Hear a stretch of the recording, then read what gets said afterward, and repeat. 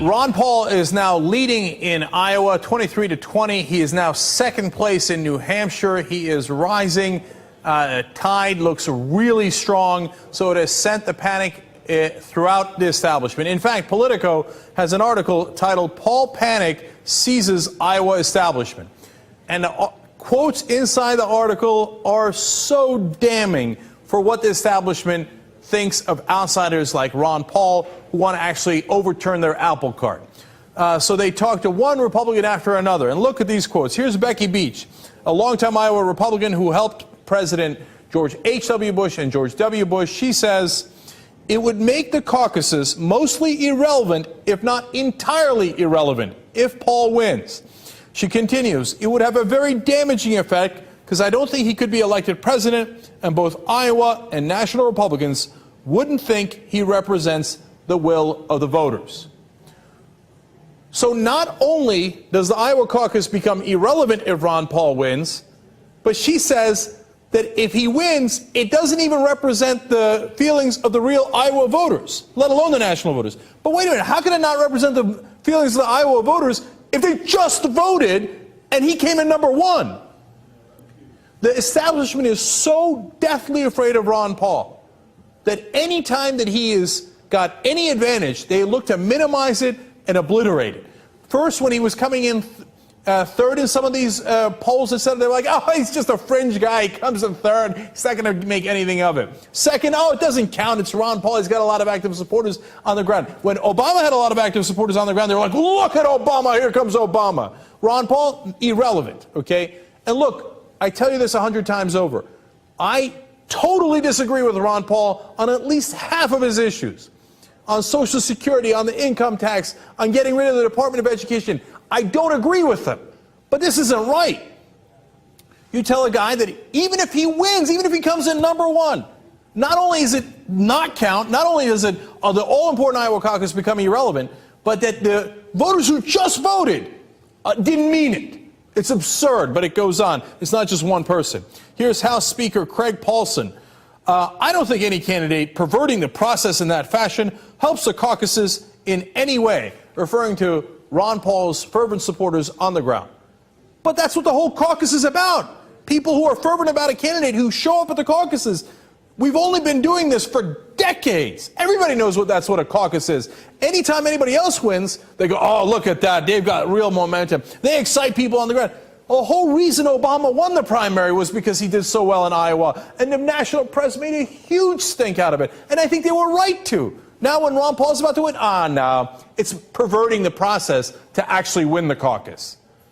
These quotes are mind-blowing. So Politico summarizes, by the way, what is the new short version of what the Republicans plan to do if Ron Paul wins? Ignore him anyway. If he was losing, they ignore him. If he's winning, they ignore him.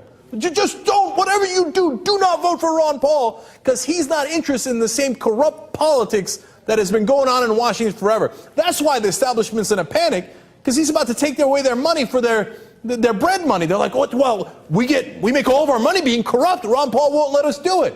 So here's Governor Terry Branstad, the governor of Iowa, quote, "People are going to look at who comes in second and who comes in third. Oh, for Christ's sake." He continues, "If Mitt Romney comes in a strong second, it definitely helps him going into New Hampshire and the other states." So now, when Ron Paul was coming in second or third, being second or third was irrelevant. If Ron Paul is first, no, then what's relevant is coming second or third.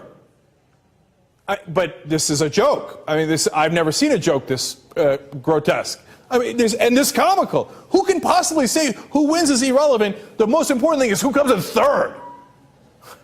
These people they're scared to death of Ron Paul. Finally, like in the 19th paragraph of this Politico article, I finally see a quote that says, "Dr. Paul is hands down the most authentic, principled candidate in the race." I'm like, oh, finally, good. Who said it? Paul's campaign chairman, Jesse Benton.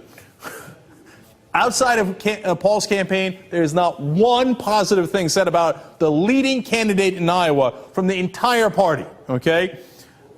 When they asked Doug Gross, a leading Republican lawyer and Branstad advisor, how severe a wound it would be if Paul won, he said it would be, quote, "a mortal wound." Look at how much the establishment is scared to death of Ron Paul. They're like, oh, damn, the doctor is coming. And he's going to overturn our apple cart and say, no, you don't get to take money anymore and just do the bidding of your donors. And reading these quotes makes me want to campaign for Ron Paul. And I totally, fervently, adamantly disagree with him on probably more than 50% of his issues. Here's another one. They're not done yet. I love this one. Sam Clovis. He's a local talk show host. He says, I think a Paul win would be devastating for the state of Iowa and the caucus process. Now, are you ready for who Clovis is supporting instead? Rick Santorum. Now, you get that? Rick Santorum's chances of winning the overall national candidacy for the Republicans is far lower than Ron Paul's. So if their excuse was, oh no, Ron Paul can't win the overall national race for the Republicans, that's why we think it would hurt the Iowa caucuses and make them irrelevant if he won the Iowa caucus, well then how can you possibly say that if Rick Santorum wins it'll be better? No, it would be worse under that logic, because it isn't about Ron Paul's effect on the Iowa caucuses. It's about his effect on this endemic corruption that they're all hooked on. They're like, no, don't take the IV drip off, Dr. Paul. Don't do it. We're hooked on that money that we get because we're all corrupt, sellout politicians. Rick Santorum, he'll keep it going. Rick Perry, Mitt Romney, all those other guys, who cares? They'll keep it going. Don't do it to us, doctor. Why are you winning? Why are you perverting the process by winning? Finally, conservative activist Tamara Scott. Now, she's Bachman's state co-chair, right? So she's got a horse in this race. But nonetheless, another quote just like the others that gives you a perfect sense of this. To see the process hijacked would be a concern for those who consider the honor we have of being first in the nation. So when Michelle Bachmann was leading the polls in Iowa, it was the greatest thing in the world, and of course she deserved it. But if Ron Paul wins, he has hijacked the process. I'm still not quite there, but the more I read this stuff, the more I think, hey, you know what? Maybe it's time to take our chances with Dr. Ron Paul. Because if the establishment is this deathly afraid of him, he certainly must be doing something right.